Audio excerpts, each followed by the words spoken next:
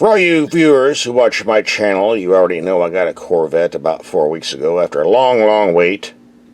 Put 1,000 miles on it the first 6 days. But got tired of it, sent it away. Time to get something new. So when Lexus announced that they were going to take one of my favorite V8 cars, the RCF, and create a special Fuji Speedway edition, and offer only 60 units in the entire United States, I figured I should be getting one. So I took my $20 Walmart flip phone, the mark of a real professional, called Lexus and said, can you send me one in a couple days? So let's go down to the test facility and see if it's arrived yet. You really ought to get one of these. The mark of real success. Well, we're at our garage. Let's see what they sent us, if they sent us anything at all. Well, it looks like we snagged ourselves a Lexus RCF Fuji Speedway, just like I ordered. Guess I'm on the A-list again. By the way, if you like expensive Lexus vehicles, we also drove this LC500 convertible about 3 months ago. We have a link for that video at the end of this video. And a few weeks ago, we had the brand new mid-engine Corvette convertible. Yeah, we're not going to buy one, but it's nice to watch the video anyway. We'll have a link for that at the end of this video as well. So you're getting 3 good expensive car tests for the price of 1. Free. Naturally, we know this vehicle is going to cost a bit more than the standard RCF, which begins at $68,000. So let's take a look and see what the entry fee is. $97,100, and they charge an extra $1,160 for the LED headlights, and $2,700 for a navigation stereo system upgrade, and $500 for some minor stuff. And all of the RCF Fujis imported are going to have this, so wouldn't it be easier just to have a flat price with no options instead of this add-on nonsense? But that's just the way they do it. And this is what it's going to cost you to find one. $102,000 and change. And I stated earlier, only 60 are brought in the country, but now that we have this, only 59 are available. So let's take a close look and see what we're getting for our coin here. Well, for starters, we get carbon ceramic brakes. That adds around $10,000 to the cost, give or take. And reading from the spec sheet, 14.9-inch rotors with 6-piston aluminum red calipers and high friction pads. And on the rear, the same setup, except you got 4 pistons. And then we mentioned the ultra-light alloy wheels. If you're cruising along at 170 miles per hour clean speed, you need this rear wing, carbon fiber roof, carbon fiber hood with a functional hood scoop. Did I call this a hood scoop? Okay, it's really not a scoop, it's an air intake duct. Does that sound better? And to scoop up the air, you get this spoiler on the bottom here that's guaranteed to get destroyed on the first speed bump, if you're not careful. And on the inside, you get this nice leather trim, combining hard leather and suede. No hamburgers or milkshakes in this vehicle, buddy. And a bit more carbon fiber down here between the dual exhaust tips, connected to the titanium exhaust system with a nice loud growl.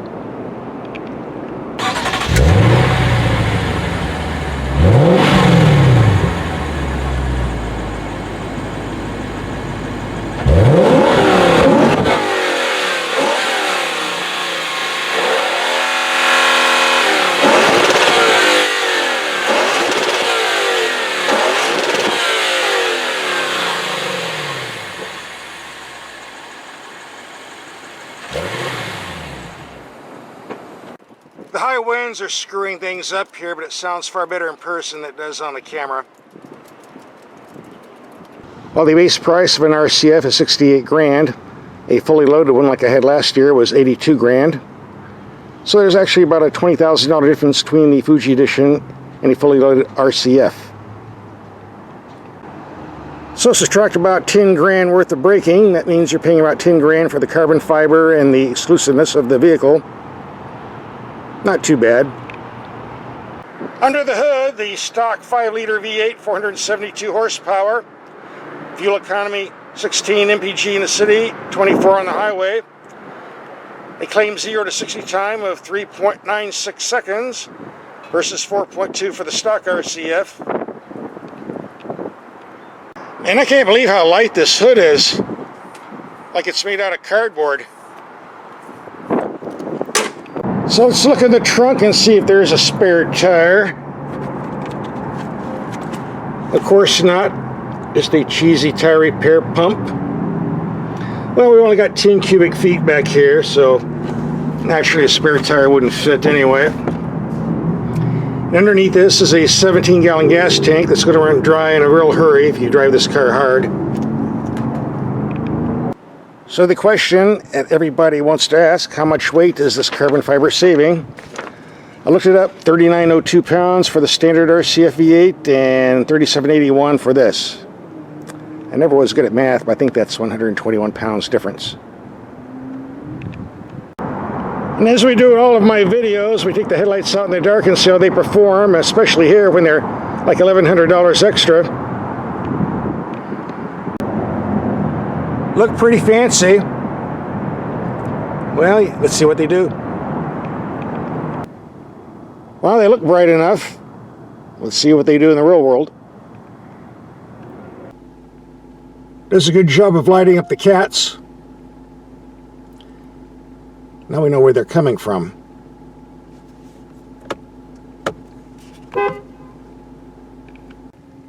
Here we have the lights on the wall 100 feet away. Very, very low. One of the lowest I've ever seen, actually.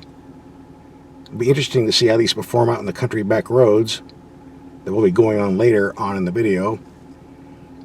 Put on the brights. No complaints here. This, I'm not so sure. And here we have the brights on a fence about 200 feet away and a building 300 feet away. Good wide spread. Go to low beam. Does not reach out. Low beams for city driving only. We're paying extra money for these. 1,100 bucks, was it? Wow. I don't know. And here's what the rearview camera looks like in the dark. Not the crispest I've ever seen, but it'll do. This is an older design car, by the way, so not surprised. But again, it will do. If you're in the habit of driving on backcountry roads, well, here we go on high beams. Really reaches out there. That's about 3/4 of a mile. But low beam, I can hardly see the stop sign. That's about 100 feet in front of me.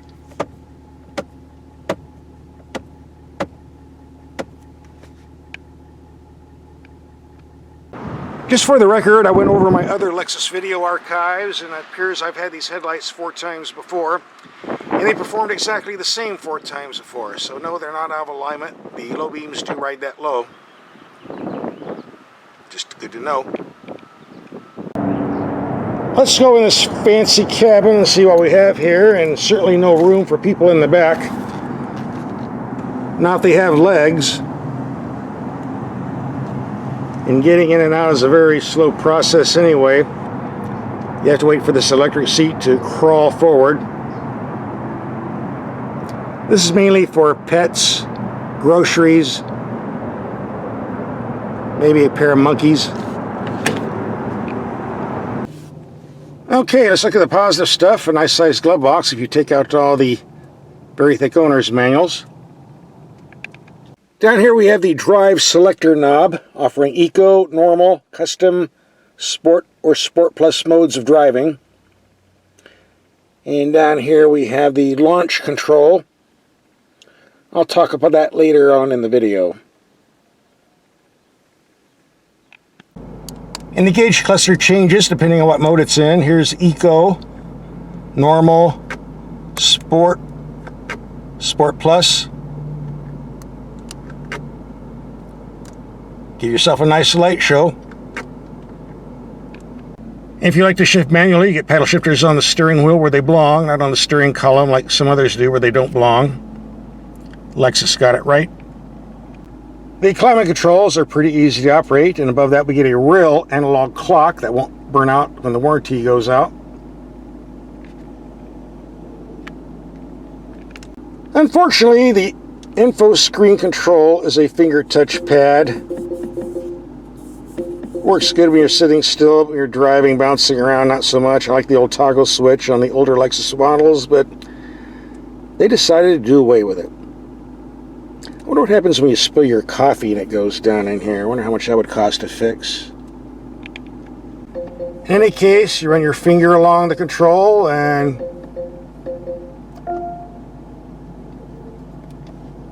that's what you get. First half of the video, show and tell is over. Second half, we're going out and do some driving, which is what we're really here for, right?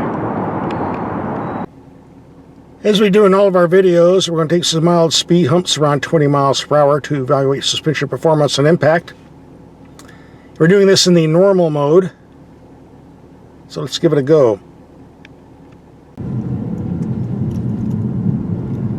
Here comes bump number 1. Pretty smooth. Bit of jumping from the rear end, but you expect that on a short wheelbase car. Number 2. Not bad. Number 3. Here comes the nasty one. Hang on for your life. I felt that one a little bit, but not too bad. Okay, I do want to clarify something. While the suspension is very comfortable and provides a nice ride over bumps and potholes, there is a downside, and these ultralight wheels and big tires make a lot of noise, especially on a rough pavement. Goes right into the cabin, so at times this is not a comfortable car to drive. At times it is, depends on the road surface. Because of that, I don't find this car very suitable for long highway trips. But then again, with a small trunk and limited fuel capacity, you're probably not going to take this on a long road trip anyway. It's a sports machine, right? For your 0 to 60 runs, Lexus has provided us with a launch control system. That's the good news. Frankly, I don't like it. It's just too complicated to use, which seems to be the case on most Japanese and European imports. On the Dodge Hellcat I had last month, it was very simple. You put your foot on the brake, press the launch button, and go. Very simple, but not here. In fact, I'll read you what it says in the owner's manual. Okay, reading from the owner's book. Well, you can't see this on camera in the dark, so let's put it back on the button. Okay, put your foot on the brake pedal, put the shifter in D, put the Sport Plus mode, press the traction control disconnect, look for the indicator lights, press the launch switch, blah, blah, blah. You have 3 seconds now to launch or the whole system shuts down. You have to do it all over again, blah, blah, blah. And why do they make it so complicated? I think it's more of a liability issue. That's why I like the Dodges, is press the button and go, but they don't make it very friendly here because they really don't want you racing the car, and I'm not going to race it. In fact, I'm not even going to use this launch control. I don't like it. That's my only real complaint. Well, that and the finger touch. But not a deal killer. Just a personal opinion of me. Let's give it a go.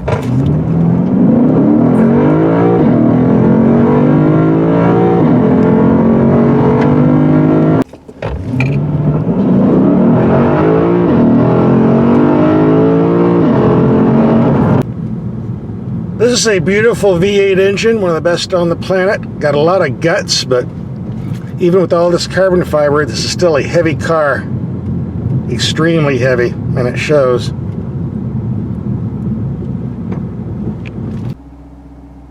Let's reset the mileage computer, see what type of fuel economy we get on a freeway trip. I can already tell you it's going to be about 22 to 23 mpg. I've driven a lot of these, but might do better, might do worse. Like I mentioned earlier, on speed bumps and potholes, the suspension does a great job of absorbing impacts, but these tires and lightweight wheels pick up all the imperfections on the pavement. You hear it, you feel it, thump, thump, thump. I don't know if you hear it on the camera, but I can hear it in my ears, and just not a great car for long trips anymore. I've driven a lot of RCFs, wasn't a problem, so if you get this vehicle with the lightweight wheels and big tires, that's why you're going to have to face. But chances are most people that buy this car have like 3 or 4 other cars to drive anyway, so I don't think it's going to be an issue for them. Or you, if you buy this. No one's going to buy this for their only car, come on. I'm on some real rough pavement here, and the droning is really getting bad. I hope you can hear it on the camera, or your speaker, that is. Thump, thump droning. Wow, it's getting pretty nasty. Whoa, that was a nasty thump. I haven't had that issue on other RCFs on this trail. Again, lightweight wheels and big tires. If you want that handling, got to pay the price. Every time I get a luxury car in the $60,000 to $120,000 price bracket, I get statements in the comment section. I don't get one too on this vehicle. Well, yeah, but you get a Corvette for a lot cheaper. No, you can't. Not right now. Unless you want to pay like $20,000, $30,000 over sticker, then you're not going to get the car cheaper. Maybe a year from now when the Corvettes drop down to 60 grand, that'd be legit, but not just going to happen.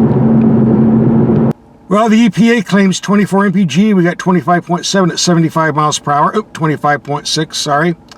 We are idling at a stop. I don't think anyone's going to buy this vehicle for fuel economy. They're going to buy it to drive, so let's take this out on some tight, windy roads at 1 o'clock in the morning when nobody's going to be bothering us.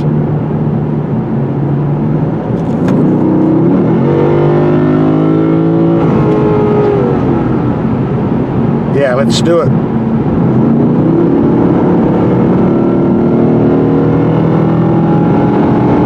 Love that V8. What a sweet engine.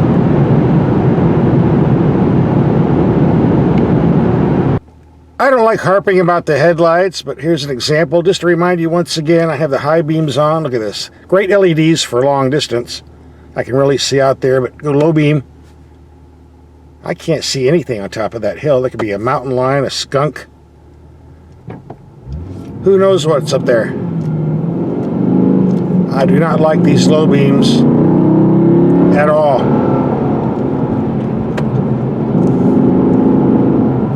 $1,100 extra, right? Amazing. Not a deal killer to buy the car. I'd still buy the car, but oh well. Not much we knew about the headlights. These Lexus RCFs have excellent handling characteristics. Great fun to drive on curved roads like this, but the only disadvantage is you can feel the weight. Even with the carbon fiber trim, this car is still a porker. Most definitely.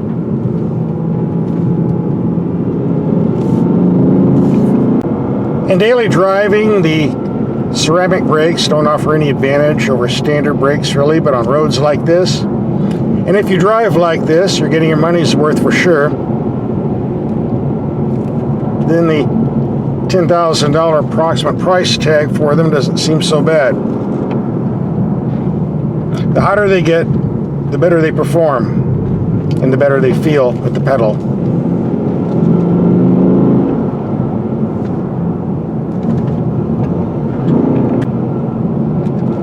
When you first start the vehicle up, the brakes are cold. You get a lot of squeaking and groaning noises for sure, but once they warm up, all that goes away.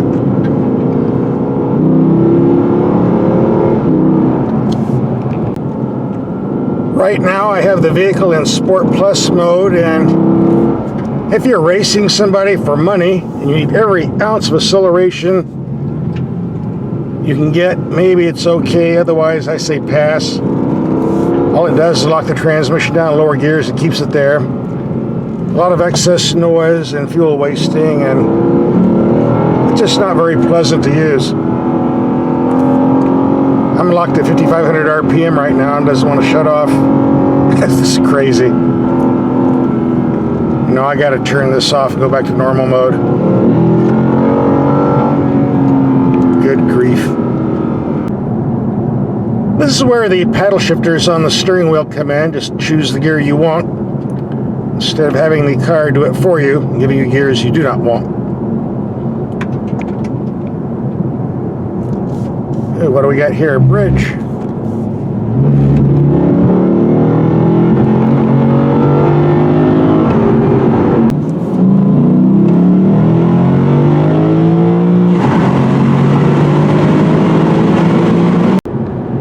Well, that was a nice little drive. In spite of the massive weight, which is like driving on Oprah with wheels, we got a sweet V8 engine and fantastic brakes. So it's still a great experience, and this is a nice car. So now we're going to wrap up this video and tell you what I think about it overall. So is the RCF Fuji worth the extra cost? Well, if you're doing it just to save weight, probably not. But if you like the RCF like I do, and drive hard like I do, you'll definitely want those brakes. And in that regards, plus the limited production, exclusiveness, yeah, I'd say it's worth the extra coin. Here's some video links to the two other performance cars we tested, the Lexus LC 500 convertible and the Corvette convertible. Just click and watch.